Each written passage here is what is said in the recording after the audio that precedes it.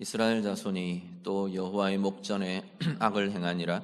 이스라엘 자손이 여호와의 목전에 악을 행함으로 여호와께서 모압 왕 에글론을 강성하게 하사 그들을 대적하게 하심에 에글론이 암몬과 아말렉 자손들을 모아 가지고 와서 이스라엘을 쳐서 종려나무 성읍을 점령한지라. 이에 이스라엘 자손이 모압 왕 에글론을 18해 동안 섬기니라. 이스라엘 자손이 여호와께 부르짖음에 여호와께서 그들을 위하여 한 구원자를 세우셨으니 그는 곧 베냐민 사람 게라의 아들 왼손잡이 에웃이라.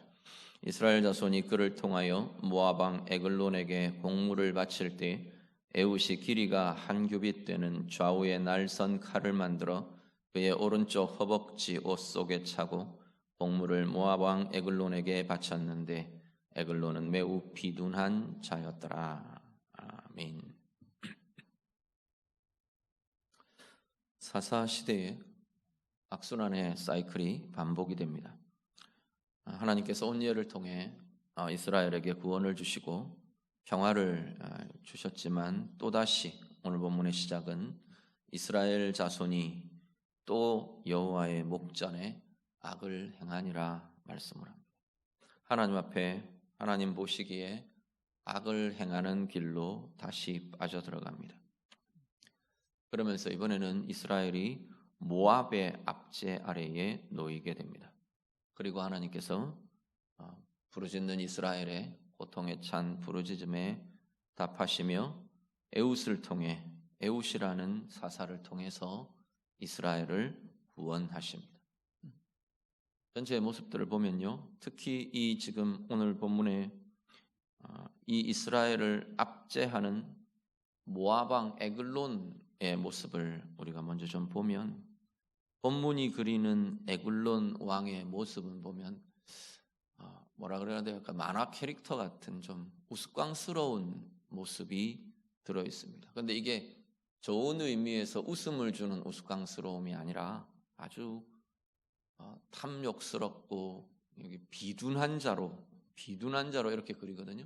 이 비둔한 이 모습이 탐욕스럽고 미련하고 또 한편으로는 어리석은 그러한 모습으로 비추어집니다.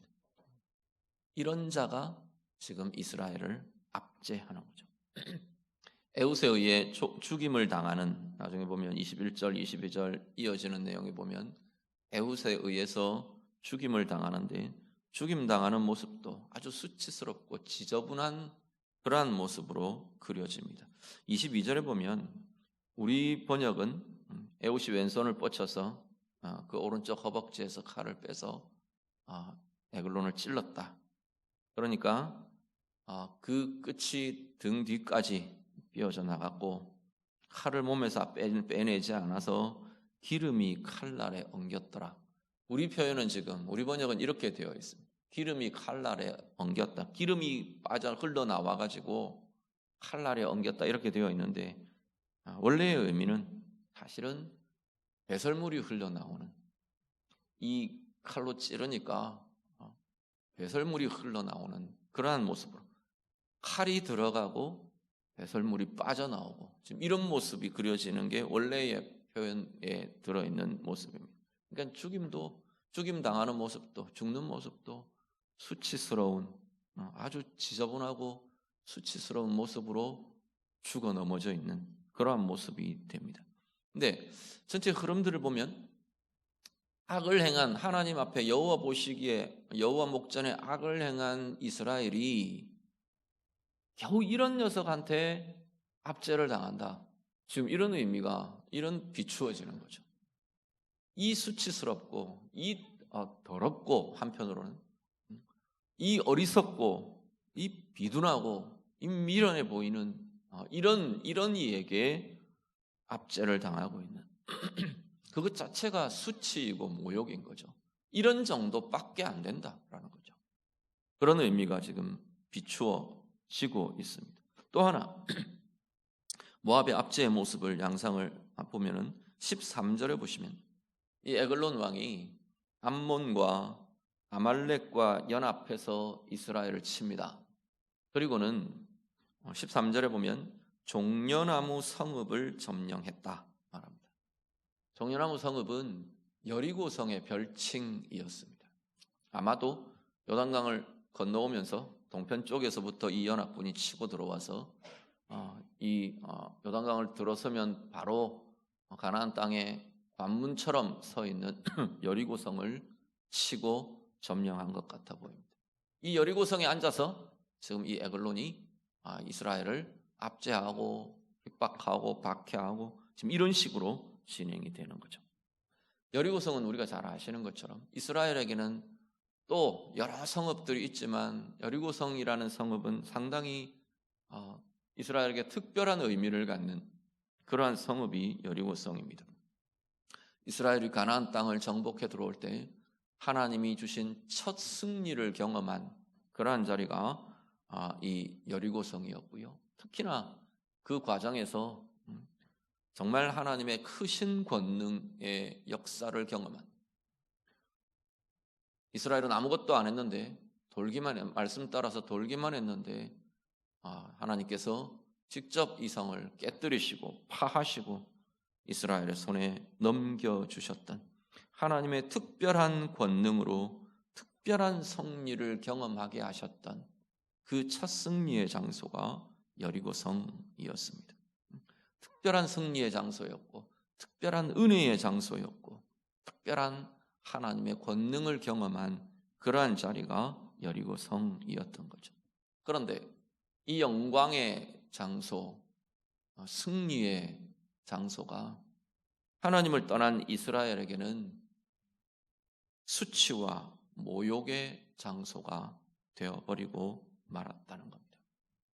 수치의 자리, 영광이 수치가 되고 그 권능의 아름다운 복된 체험이 모욕이 되는 그런 압제가 주어지는 자리가 되어버린 것이 여리고성의 모습이고 이스라엘의 현실이고 이스라엘의 모습이 되어버렸습니다. 승리, 영광, 하나님 앞에서 우리가 누리는 승리와 영광의 가장 중요한 기초라고 해야 할까요? 핵심이라고 볼 수 있는 것은 하나님의 함께 하심입니다. 하나님의 함께 하심과 하나님의 말씀의 함께함, 이것이야말로 승리와 영광의 가장 중요한 기초인 거죠. 여리고성의 승리가 그랬었습니다. 여리고성을 진격해가는 이스라엘에게 하나님께서 내가 너희와 함께한다 그러셨어요. 하나님이 함께한 전쟁의 아주 대표적인 표본이 모델이 여리고성 전쟁이었습니다. 하나님이 행하시는 전쟁, 하나님이 싸우시는 전투, 하나님이 함께 하시는 전쟁, 그 가장 대표적인 모델이 여리고성 전쟁이었던 거죠. 또 하나, 여리고성 전투에는 하나님의 말씀이 함께 있었습니다. 이스라엘 백성들 하나님의 말씀을 들으며, 하나님의 말씀은 너희가 나가서 하루에 한 바퀴씩 이 성을 돌아라. 마지막 날 일곱째 날에는 7바퀴를 돌고 함성을 질러라. 나팔을 크게 울려불어라. 하나님의 말씀이었어요.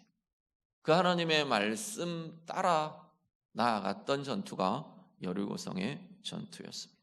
하나님의 말씀과 함께하고 하나님의 말씀을 따라 나아간 이스라엘, 이들은 승리를 거둡니다. 영광을 가졌습니다. 그런데 지금의 이스라엘은 그 하나님의 말씀이 사라져 버렸어요. 하나님의 말씀을 따르지 않는 백성이 되어버렸어요. 하나님의 말씀 듣지 않는 자, 따르지 않는 자의 모습이 되어버렸습니다. 하나님과 함께 그 승리와 영광을 누렸던 이스라엘은 온데간데 없고 이제 이스라엘은 하나님을 떠난 자들이 되었습니다. 하나님 없는 자처럼 살아가고 있는 거죠. 하나님을 떠난 이스라엘에게 영광 대신 패배와 수치가 그들에게 주어집니다. 말씀이 사라지고 말씀을 따라 행하지 않는 이스라엘에게 모욕과 압제가 그들 가운데 주어졌습니다. 오늘 우리들이요, 우리 인생의 승리, 영광 마찬가지입니다. 특히나 하나님의 자녀들, 하나님의 백성들의 승리의 삶, 영광의 삶, 원리와 핵심은 동일한 걸 보게 됩니다. 하나님 함께 하시는 그 인생이 진정한 승리를 경험하고 승리를 누리는 삶이 될 것입니다. 하나님의 말씀이 우리의 삶에 있고 하나님의 말씀을 듣고 그 하나님의 말씀을 따라 나아가는 그 인생이 영광의 삶으로 참된 승리의 삶으로 나아가게 될 것이라 말씀합니다. 오늘 우리의 삶에 우리 개인 속에 싸우고 있는 싸움의 자리가 있습니까? 영적 전투의 자리가 있습니까? 아니면 내 내적 갈등의 자리가 있습니까? 아니면 내 삶의 여러 상황과 문제의 자리들이 있으십니까? 어떻게 싸워야 할까요? 우리는 무엇을 선택하고 어떤 인생으로 나아가야 하는 걸까요? 이스라엘의 똑같은 종려나무 성읍, 똑같은 자리가 하나님과 함께한 이스라엘에게, 하나님의 말씀을 쫓아 나아간 그 이스라엘에게는 승리와 영광의 장소였던 것이, 하나님을 떠나버리고 하나님의 말씀이 사라져버린 이스라엘에게는 수치와 모욕과 더럽혀진 자리, 압제의 자리, 짓눌리는 자리가 된 것을 우리가 기억하실 수 있기를 바랍니다. 오늘 우리의 삶의 걸음걸음 속에 우리 하나님과 함께 나아갑니다. 하나님의 말씀이 우리 안에 역사하고 그 하나님의 말씀을 따라 행하며 나아가는, 그래서 이기며, 그래서 승리하며, 그래서 하나님의 영광으로 빛나는 귀한 은혜의 인생을 사는 우리 모두가 다 되시기를 우리 주님 이름으로 축복합니다. 그 이스라엘에게 이제 압제당하며 고난과 상함과 압제가 있으니까 이스라엘이 부르짖습니다. 죽겠습니다 합니다. 힘듭니다. 죽을 것 같습니다 하는 거죠. 15절에 보면 하나님께서 그들을 위하여 한 구원자를 세우십니다. 하나님은 에훗이라는 사람을 이스라엘의 구원자로 세우셔서 이 모압의 압제에서 구원하십니다. 이어지는 내용은 에훗과 또 에훗이 행한 일들과 이런 것들이 쭉 소개가 되는데요. 사사 에훗의 대표적인 특징을 성경은 왼손잡이였다 이렇게 부릅니다. 요즘 왼손잡이 흔하죠. 근데 지금 여기에 본문에 왼손잡이라는 모습은, 왼손잡이라는 히브리 단어가 사실은 왼손잡이라고 번역할 수 있는 단어가 따로 있어요. 그런데 여기 지금 왼손잡이라고 번역이 된 이 표현은 오른손을 쓰지 못하는 자라고 이렇게 그런 의미를 가진 표현이 이 지금 왼손잡이로 번역된 표현의 원래의 의미입니다. 오른손을 쓰지 못하는 자라고 번역이 되는. 그러니까 다양합니다. 이 왼손잡이 에훗이 오른손을 못 썼다는 이 표현에 대해서도 학자들마다 해석은 구구합니다. 어쨌든 오른손 쓰지는 못하고 오른손 대신 왼손을 쓰는 자가 에훗이었던 거죠. 그런데 보시면 에훗을 소개하는 이 표현을 보면요, 15절에 보면 어떻게 그는 곧 베냐민 사람 게라의 아들 왼손잡이 에훗이다. 지금 이렇게 쓰거든요. 이 표현을 이렇게 보면 그는 베냐민 사람, 당연히 이 지파 이름이죠. 베냐민 지파의 왼손잡이 에훗 이렇게 소개됩니다. 그런데 베냐민이라는 이 이름이 의미가 뭐냐면 오른손의 아들이라는 의미를 갖고 있어요. 그러니까 에훗을 소개하는 표현이 어떻게 되느냐면 오른손의 아들인데 오른손을 쓰지 못하는 사람 에훗 이렇게 되는 거죠. 원래 오른손의 아들은 오른손이 빛나고 오른손에 권능이 있고 꼭 오른손을 잘 써야 돼 이런 건 아니지만 표현상 지금 이걸 강조하고 있는 거죠. 오른손의 아들이에요. 그런데 오른손을 쓸 수가 없는 사람이에요. 이게 지금 에웃의 모습이라는 거죠. 하나님이 굉장히 의외의 사람을 들어서 쓰고 있는, 상식적이지 않은 인물을 지금 하나님께서 드러내놓고 계시는 자리가 에웃 사사 에훗의 모습이라고 말씀하는 겁니다. 이 의외성의 모습은 하나님께서 다양한 하나님이 사람들을 쓰시는 모습에 참 많이 나타나고 있는 것을 보게 됩니다. 그런데 이 오른손을 쓰지 못하는 에훗이 자신이 쓰는 왼손을 통해서 모압 사람 모압 왕 에글론을 죽이게 됩니다. 16절, 21절 내용을 보면 공물을 바치러 가는데, 에글론에게 공물을 바치는데 왼손으로 쉽게 쓸 수 있는 오른쪽 허벅지에 칼을 숨겼다 그랬어요. 지금 이렇게 이야기하고 있는 것은 에글론 왕 앞에 이 공물을 가진 자가 에훗이 들어갈 때 수색을 하는 거죠. 다 검사를 하는데 당연히 오른편에 오른손을 쓰는 자라고 생각하고 검사를 한 것 같아요. 그런 모습들이 나타나지는 않지만 지금 이 표현을 굳이 쓰고 있는, 이 설명을 굳이 하고 있는 내용은 그래서 그냥 통과해 들어가는 거죠. 그런데 그것이 지금 에훗에게는 오히려 지금 기회가 된 겁니다. 오른손을 쓰지 못하는 것이 기회가 되는, 그래서 왼손으로 이 왼손을 사용해서 21절에 보면 에훗이 왼손을 뻗쳐 그의 오른쪽 허벅지 위에서 칼을 빼어 왕의 몸을 찔렀다. 굳이 지금 에훗의 행동에 왼손을 썼다, 왼손으로 꼭 쓰기 편하게 하기 위해서 오른쪽에 칼을 찼다, 이 표현을 굳이 지금 계속 반복해서 쓰고 있는 거죠. 그 이야기는 왼손을 쓰는 자였기 때문에 에글론 왕을 성공적으로 죽일 수 있게 되는 그러한 모습을 그리고 설명하고 있는 거죠. 그렇게 하나님께서 에훗을 쓰셔서 에글론 왕을 제거하고, 그 뒤에 보면 에글론 왕이 죽고 나서 이 에훗을 따라서 이스라엘 백성들이 일어나고 모압을 치고 구원을 얻는, 이스라엘이 구원을 얻는 그 모습을 보게 됩니다. 에훗은 어떻게 보면 일반적으로 사람들이 기대하는 지도자의 모습은 아니었던 것 같습니다.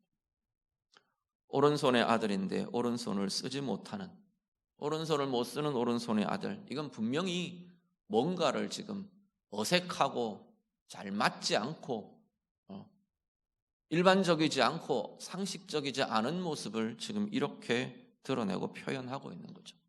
에훗이 에글론 왕을 죽이는 장면들, 죽이는 과정도 보면 우리 영웅 사사 같으면 들고 떨쳐 일어나서 정면 대결을 해서 막 깨부수고 이기고 이럴 것 같은데, 아주 어떻게 보면 비겁해 보이는 계략을 씁니다.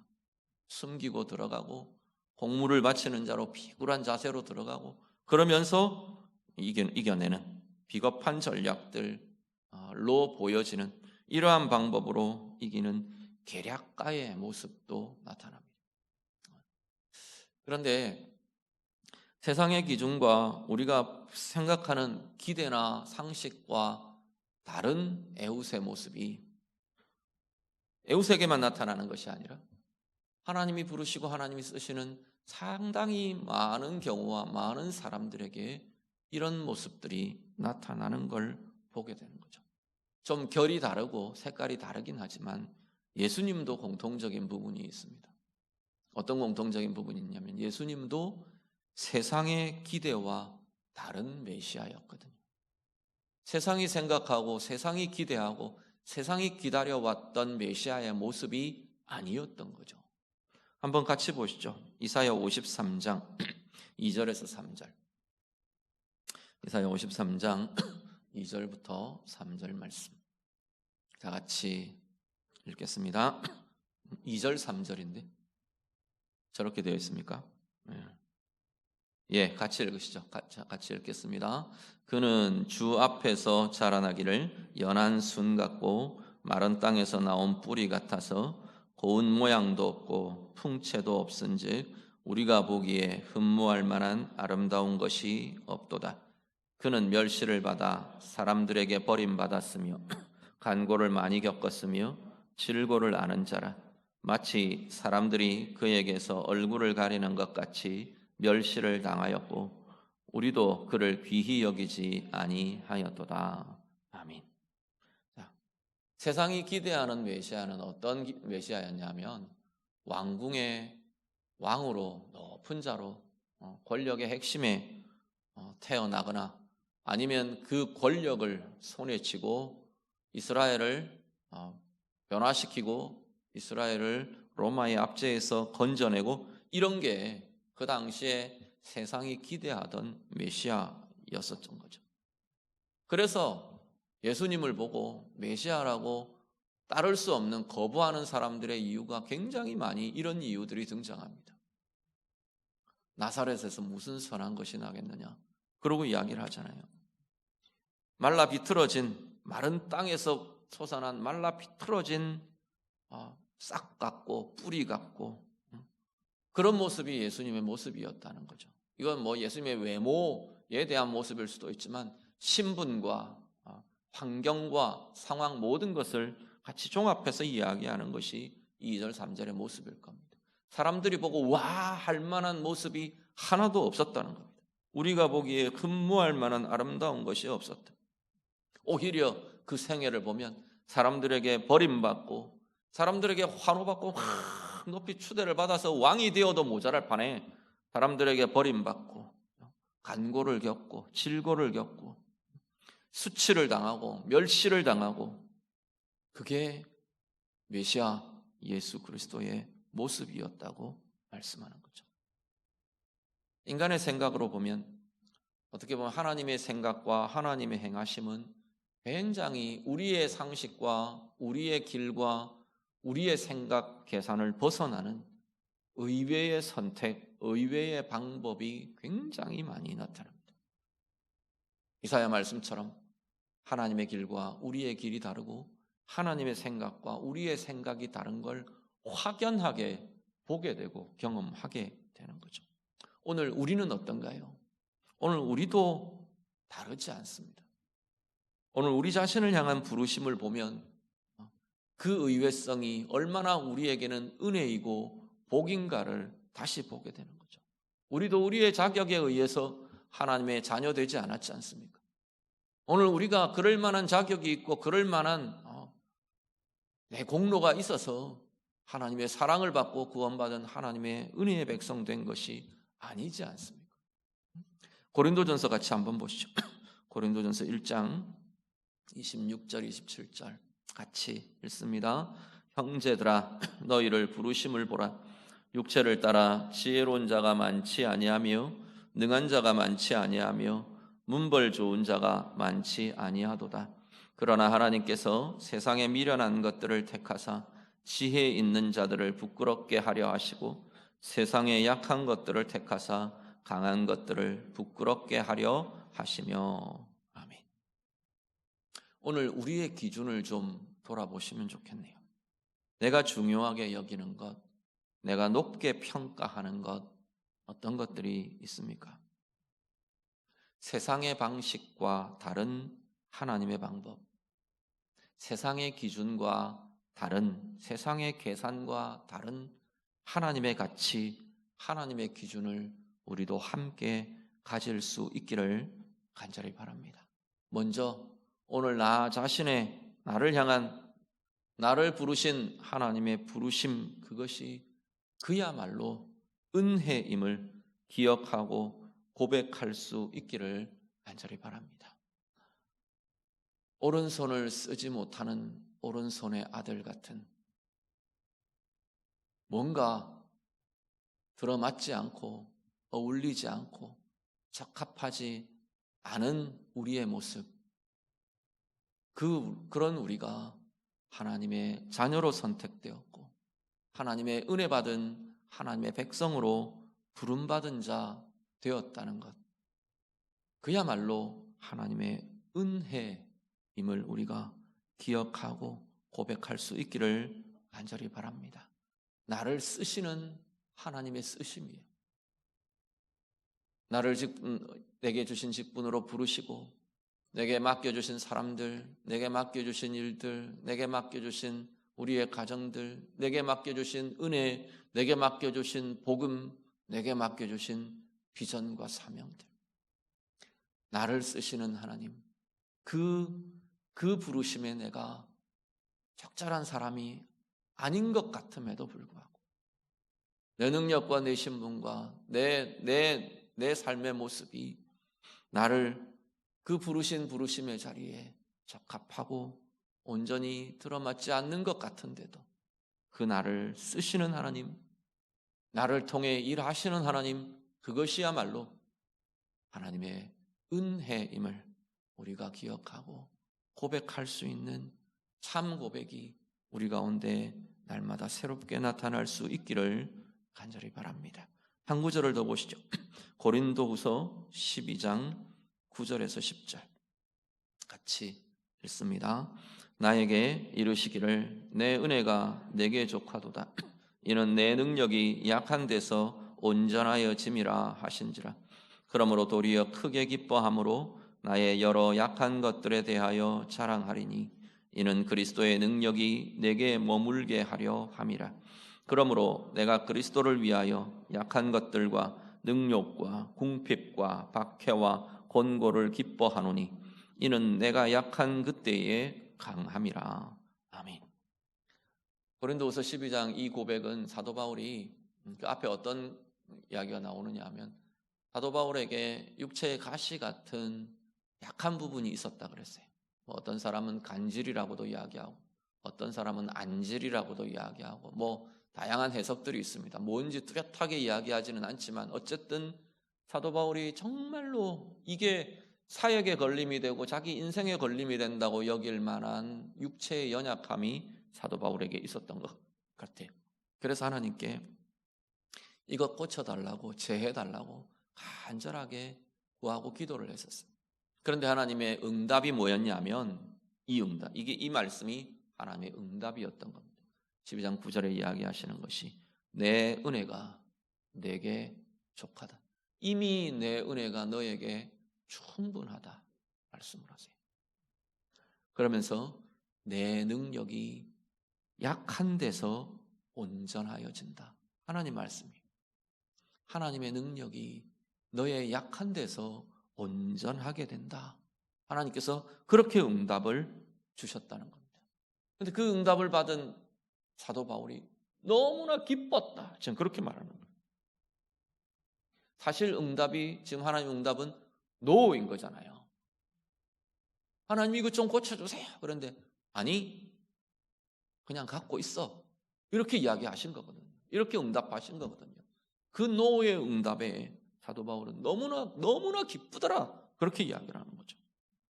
그래서 나는 나의 여러 약한 것들을 이제 자랑하는 자가 되었다. 말씀하는 거죠.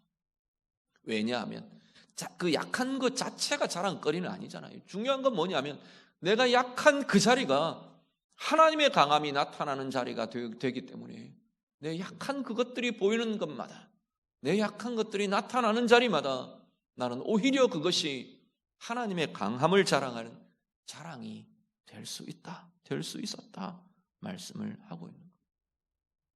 복음을 전했는데 반대와 방해와 박해와 해방과 거절과 내 그 상함과 약함이 나타나는 그 자리야말로 하나님의 복음의 권세와 하나님의 복음의 능력이 하나님의 강함이 나타나는 자리이기 때문에 나는 그것이 기쁘고 그것이 자랑스럽다고 이야기를 하는 거예요.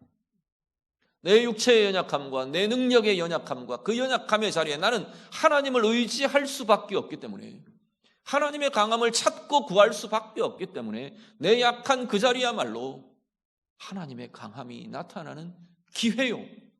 하나님의 능력과 권세가 나타나는 소중한 통로라고 말씀하고 있는 겁니다.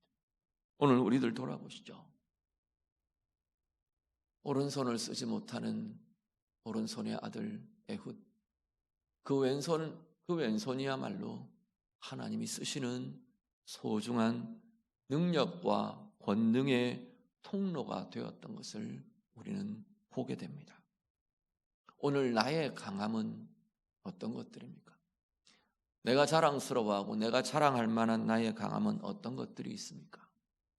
감추고 싶고 가리고 싶고 그런 내 모자람과 연약함과 그러한 자리들은 또 내게는 어떤 것이 있습니까?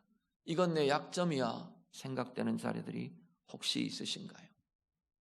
스스로 강하다고 생각하기 때문에 그 자리는 혹시 하나님을 의지할 필요가 없는 그러한 자리가 되어 있지는 않습니까?